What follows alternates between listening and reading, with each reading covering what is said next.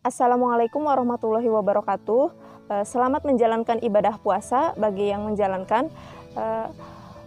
Nah, teruntuk yang kalian untuk kepo mengenai pernaskahan, mari kita subscribe YouTube Tarka Sutara Harja. Jangan lupa subscribe, komen, dan like.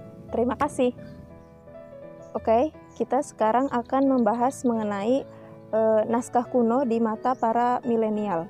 Nah, sebelum membahas mengenai naskah kuno di mata para milenial, ada baiknya kita mengetahui mengenai arti dari naskah kuno itu sendiri.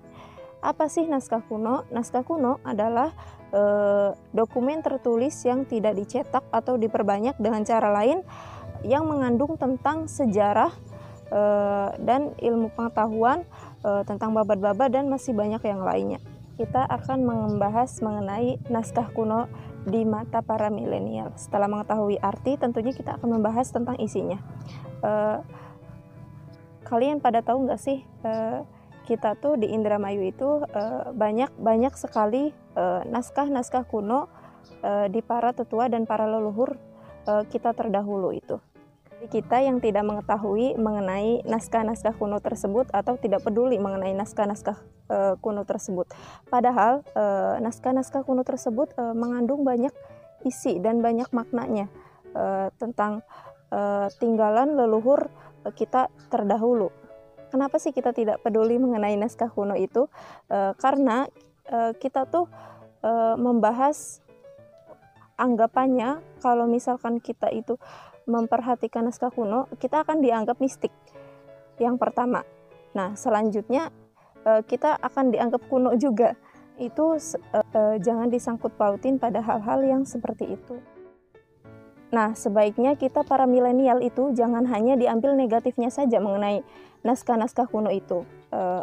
Ada baiknya kita ambil sisi positif dari naskah-naskah kuno. Nah, kalian pernah terpikir nggak sih di daerah-daerah kalian itu terdapat ada temuan mengenai naskah kuno itu? Nah, kenapa sih ada naskah kuno?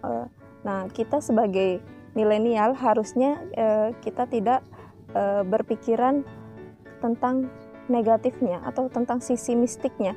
Kita harus menguak dan mempelajari tinggalan-tinggalan para leluhur kita yang ada gitu. Misalnya dari naskah kuno. Nah, naskah itu harus bisa dulu aksara-aksara yang ditulisnya gitu. Nah, kalian pernah terpikir nggak sih di desa-desa kalian, di daerah kalian itu ada tinggalan-tinggalan mengenai naskah kuno.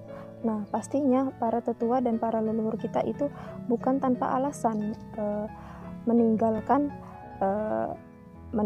naskah-naskah kuno itu untuk para generasi-generasi selanjutnya. Pasti ada makna yang dimaksud di dalam naskah kuno tersebut. Nah, misalnya ada sejarah, misalnya ada mengenai sejarah dari para desa itu tersendiri dibangun itu. Misalnya desa Cikedung itu ada naskah, ada tinggalan naskahnya. Nah, pasti itu mengenai berdirinya desa Cikedung itu, kenapa awal mulanya para tetuanya itu ada di dalam naskah. Selain sejarah juga ada mengenai tentang obat-obat herbal para tetua terdahulu. Terus juga ada mengenai tentang pertanian, dari mana kita harus mulai nandur gitu. Cara menanam padi gimana, terus juga cara mengobatinya gimana, di situ ada. Terus juga ada tentang penyebaran agama juga, penyebaran agama Islam juga tentunya. Nah, dari situ dari sisi positifnya kita bisa diambil bahwa naskah kuno itu kaya akan makna. Nah, kenapa kita membahas tentang mistisnya saja? Harusnya kita mempelajari juga dari sisi positifnya. Terima kasih atas waktunya. Sekian. Wassalamualaikum warahmatullahi wabarakatuh.